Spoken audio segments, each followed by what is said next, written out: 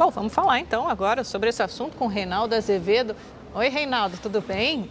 Reinaldo, mais ou menos, não é a primeira vez que o Eduardo Suplicy causa polêmica. Agora ele foi meter o bedelho até em assuntos internacionais. Boa noite, Amanda. É um sábio esse homem, né?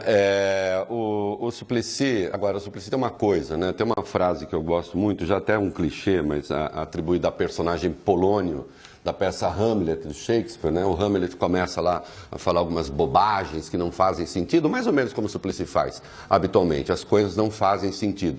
E aí o Polônio diz, olha, parece loucura, mas tem método.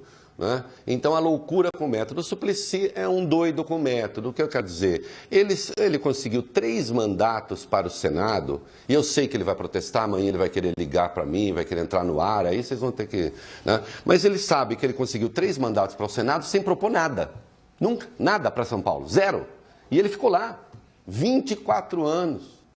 Acabou sendo o vereador mais votado em São Paulo, também sobre o nada, criando polêmicas, fazendo frases de efeito, e agora vem com essa, né? Que então o Estado Islâmico, é preciso conversar com quem queira conversar no Estado Islâmico. Eu lembro, de qualquer modo, que isso no petismo não é só uma maluquice do Suplicy. Em 2014, a presidente Dilma, a então presidente Dilma, num discurso na ONU, atacou tanto os terroristas como as forças aliadas que estavam atacando os terroristas. E sim, ela sugeriu que era preciso dialogar com o Estado Islâmico. Né?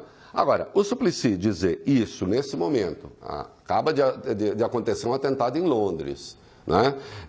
O tal do Khalid Massoud, 52 anos, que já era meio um criminoso, não sei o quê, que é o homem célula inventado pelo Estado Islâmico, que praticou esse atentado. Veja, a cara do terrorismo contemporâneo é essa, mobilizar esses sujeitos que estão completamente fora do mundo, fora da realidade, fora da economia, esses marginais, que não precisam nem ter vínculo formal. Quer dizer, é um irresponsável, né?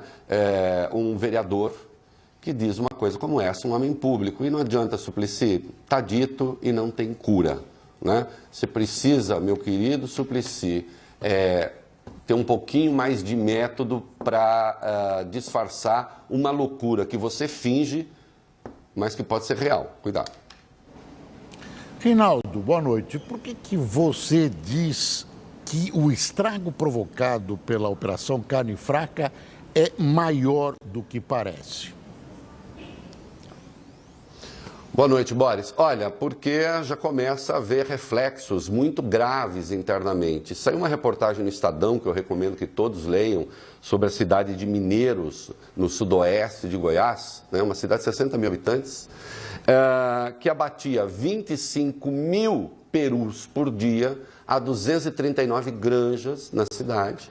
Né? E a unidade da BRF dali foi fechada e, portanto, cessou, simplesmente, não vai acontecer mais nada. Mas atenção, os perus são abatidos quando eles têm 20 quilos. Chegando à fase do abate, se eles não são abatidos, o que acontece?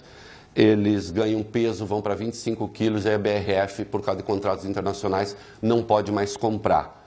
Então, está por dias para que nada menos do que 150 mil aves, 150 mil perus com 25 quilos, comecem a morrer, e você terá também um problema sanitário. E, finalmente, a JBS anunciou que vai suspender toda a sua produção por 3 dias e depois reduzirá 35% de suas atividades em 33 dos 36 postos que tem de processamento de carne. Isso significa, além de tudo, desemprego. Esse é o preço da irresponsabilidade que finalmente a própria Polícia Federal admitiu. Reinaldo, e para falar um pouquinho sobre a terceirização, né? A gente conversou com a Salete, mostrou uma reportagem, depois ainda temos mais uma sobre a repercussão, os efeitos da terceirização, mas eu queria comentar com você um aspecto político que é o placar dessa votação. Foram 231 votos a favor do projeto defendido pelo governo Temer e 188 contra. Um placar apertado, ainda mais para quem precisa aprovar reformas da Previdência que exigem 308 votos, né? O governo tem motivos para se preocupar, Reinaldo?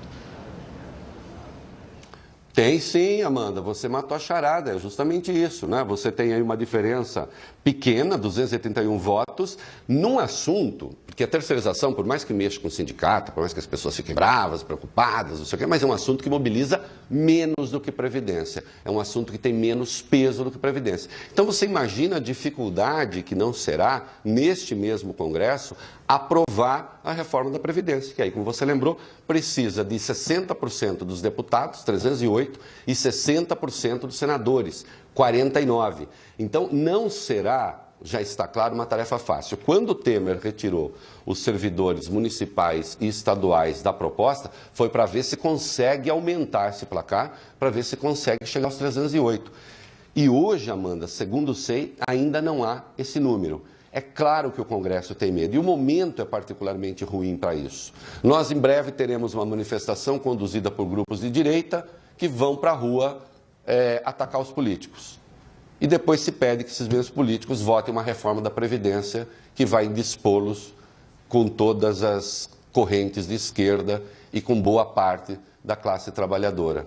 Pior de tudo, minha querida Amanda, é que a reforma é necessária. Sem ela, o país quebra. Pois é, e o governo já cedeu bastante, é um jogo de xadrez, daqui a pouco vão querer mudar a idade mínima, os deputados vão querer cada vez mais coisas, vamos esperar para ver como termina isso. E vão conseguir, né? Sim. Alguma coisa vão conseguir. Obrigada, Reinaldo, até amanhã.